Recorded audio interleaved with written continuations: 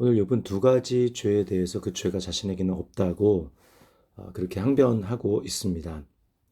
먼저는 음행의 죄입니다. 1절에 보면 내가 내 눈과 약속하였나니 어찌 처녀에게 주목하랴 말씀하고요. 11절에 보면 그것은 참으로 음란한 일이니 재판에 회부할 죄악이요 라고 합니다.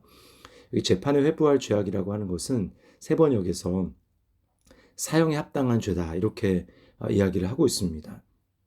욥은 이렇게 자신이 음행에서 무관하다라고 이야기를 하지만 오늘날 우리가 살아가는 시대를 보십시오. 얼마나 음행이 일상 속에 깊이 침투해 들어와 있습니까? 몇 년 전에 간통죄가 없어지므로 사람들은 성적인 쾌락을 즐기는 것을 그냥 그럴 수 있는 것이라고 생각을 합니다. 채팅 앱을 통해서 하룻밤을 즐기려고 하는 사람들이 너무나 많이 있습니다. 한 남편 한 아내와 어떻게 평생을 살 수 있는가 하면서 외도를 할 수 있는 것으로 또 불륜을 그럴 수 있는 것으로 그렇게 생각을 합니다. 그런가 하면 청년들은 결혼을 하지 않고 동거를 하는 것을 굉장히 쿨한 것으로 생각을 합니다. 간음을 죄라고 하는 것에 대해서 불쾌하게 생각하거나 또 시대에 뒤떨어진 고리타분한 그런 사상이라고 생각하는 경향이 아주 많이 있습니다. 다른 죄와는 다르게 성경에서는 성적인 죄는 몸 안에 짓는 죄라고 이야기를 합니다. 다른 죄는 다 몸 밖에 짓지만 간음죄는 음행은 몸 안에 짓는 것이다. 그렇기 때문에 영혼이 매우 피폐해지게 되는 것입니다. 왜 그렇습니까? 성경은 이 성적인 행위를 연합이라는 관점에서 생각하기 때문입니다. 둘이 하나가 되는 것입니다.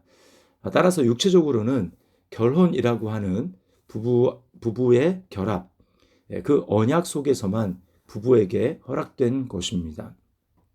이것은 더 나아가 영적인 의미가 있는 것입니다. 왜 그렇습니까? 우리는 그리스도와 영적으로 연합되었기 때문에, 그리스도의 신부가 되었기 때문에 그렇습니다. 그래서 우리는 이 성적인 이 성행위를 매우 중대한 것으로 생각을 해야 하는 것입니다. 성경은 예수 그리스도만을 사랑하는 그 사랑에서 세상을 사랑하는 것, 이것을 영적인 간음이라고 이야기를 합니다. 그리스도를 향하는 그 사랑을 갉아먹는 것에서 돌이키라고 이야기를 합니다. 야고보서 4장 4절 5절 말씀에 이렇게 얘기합니다. 간음한 여인들아 세상과 벗된 것이 하나님과 원수됨을 알지 못하느냐? 그런즉 누구든지 세상과 벗이 되고자 하는 자는 스스로 하나님과 원수되는 것이니라. 너희는 하나님이 우리 속에 거하게 하신 성령이 시기하기까지 사모한다 하신 말씀을 헛된 줄로 생각하느냐.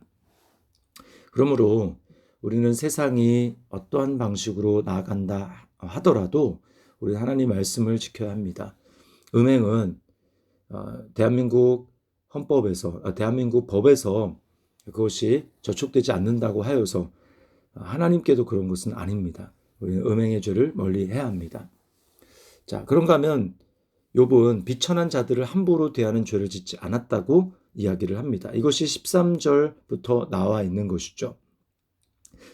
13절에 보면 만일 남종이나 여종이 나와 더불어 쟁론할 때에 내가 그의 권리를 저버렸다면 이라고 이야기를 합니다. 저버리지 않았다라는 것이죠. 그들의 요구를 들어주었다는 것이고 인격적으로 대우해 주었다라는 것입니다. 그런가 하면 16절에는 내가 언제 가난한 자의 소원을 막았거나 과부의 눈으로 하여금 실망하게 하였던가. 가난한 자와 그 과부의 그들의 요청, 그들의 소원, 그것을 들어주었다라는 것이죠. 17절에 그들에게 먹여주었다고 합니다. 19절과 20절에는 입혀주었다고 말을 합니다. 또 21절에는 힘으로 재판을 억울하게 하는 일을 하지 않았다라고 말을 하고 있습니다. 오늘날은 어떻습니까? 반대죠. 오늘날은 힘 있는 사람, 돈이 있는 사람, 권력이 있는 사람들은 자기도 모르게 연약한 자들을 함부로 대하는 경향이 있습니다. 우리는 갑질이라고 이야기를 하죠. 이것이 세상입니다. 어떻게 우리는 음행의 죄, 또 비천한 자들 함부로 대하는 죄를 짓지 않을 수 있을까요? 오늘 본문에서 두 가지로 이야기를 합니다. 첫 번째는 하나님을 두려워해야 된다고 말을 합니다. 23절을 보십시오. 나는 하나님의 재앙을 심히 두려워하고 그의 위엄으로 말미암아 그런 일을 할 수 없느니라. 고소를 당하는 것이 얼마나 두려운 일입니까? 경찰이나 검찰의 조사를 받는 것, 또 재판정에서 재판을 받는 것은 매우 두려운 일입니다. 그러나 이 세상에서는 심지어 재판에서 집행을 받고 이 교도소에 들어가더라도 상당히 자유가 좀 제한은 되지만 일상의 삶을 그대로 영위할 수가 있습니다. 먹고 자고 조금 익숙해지면 책도 볼 수 있습니다. 가족의 면회도 가능합니다. 왜 그럴까요? 이것은 아직 이 세상에서 하나님의 일반적인 은혜가 완전히 거두어지지 않았기 때문입니다. 이 세상에서 일반 은총이란 공기, 또 물, 또 햇볕 이런 것들입니다. 그리고 사람들 간의 어떤 친절, 이것이 다 하나님의 은혜입니다. 그러나 영원한 하나님의 심판을 받아 우리가 지옥에 가게 된다면 어떨까요? 당연한 줄 알았던 일반 은혜, 일반 은총이 전부 다 빼앗아집니다. 물 한 모금 일반 은총이 허락되지 않습니다. 사람들의 친절 그런 것도 없습니다.